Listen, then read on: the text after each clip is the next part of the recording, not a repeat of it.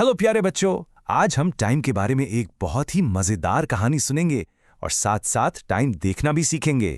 तो ये है अली। चलें देखते हैं कि अली आज क्या सोच रहा है। रोज सुबह अली उठता है, फिर वो नाश्ता करता है और फिर स्कूल के लिए तैयार हो जाता है। अली को ये तो पता है कि वो क्या करता है, लेकिन उसके मन में एक सवाल है, मैं ये सब कब करता हूँ। तो अली भागकर अपनी अम्मी के पास गया और पूछा, अम्मी, मैं स्कूल कब जाता हूँ? अली की अम्मी ने प्यार से मुस्कुराकर कहा, आओ मैं बताती हूँ। मुझे ना ये क्लॉक से पता चलता है। ये देखो, ये एक क्लॉक है।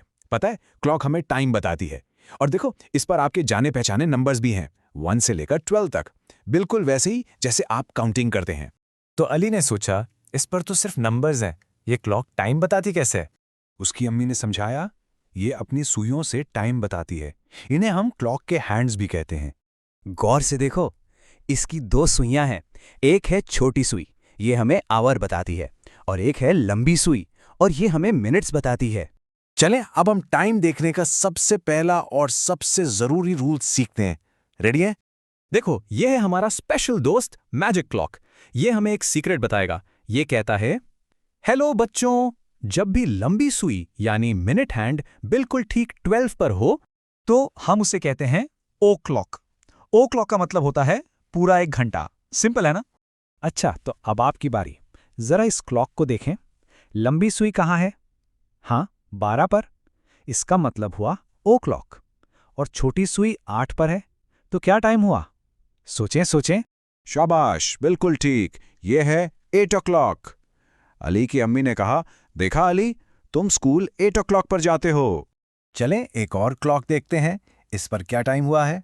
हमेशा याद रखें, पहले लंबी सुई देखें और फिर छोटी सुई। बहुत खूब, ये है 5 o'clock। वाओ, आप तो कितनी जल्दी सीख गए। तो चले जल्दी से रिपीट करते हैं कि हमने क्या सीखा। हमने सीखा कि क्लॉक हमें टाइम बताता है।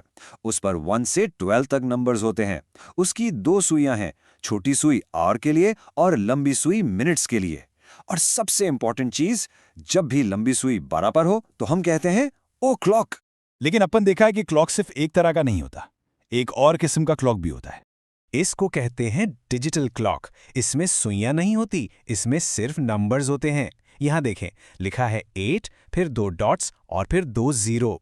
जब भी आप आखिर में कॉलन 00 देखें तो समझ जाएं कि इसका मतलब भी ओ क्लॉक ही है।